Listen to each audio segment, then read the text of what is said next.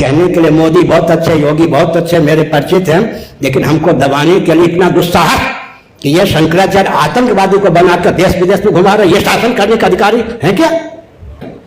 शासन इनके हाथ में है क्या? चार खाने चित्त हो जाते हैं। नरसिंह राव हमसे टकराए, कहाँ गए?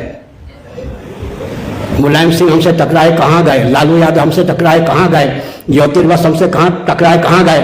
आज मोदी या योगी हमसे टकरा रहे हैं। एक आतंकवादी जल्लाद हुर्रियत के नेता के एजेंट को ये विदेशों में पूरी कर शंकराचार्य बना के भिजवा रहे हैं मोदी योगी। ये भी शासन करने योग्य हैं? कहने को अच्छे लगते हैं, लेकिन देशद्रोह का काम कर रहे हैं या नहीं? हमको दबा सकेंगे ये? देवराज इनमें में भी क्षमता नहीं मुझको दबा सके, अभिमान की बात नहीं है। मैं किसी पार्टी का नहीं हूं, लेकिन जिस पे त्योरी चढ़ जाती है वो रसातल में चला जाता है। राजकता की पराकाष्ठा हमको चुनौती देने के लिए आतंकवादी को ये थाईलैंड आदि भेजते हैं शंकराचार्य बना करके। इससे ज्यादा अत्याचार क्या होगा?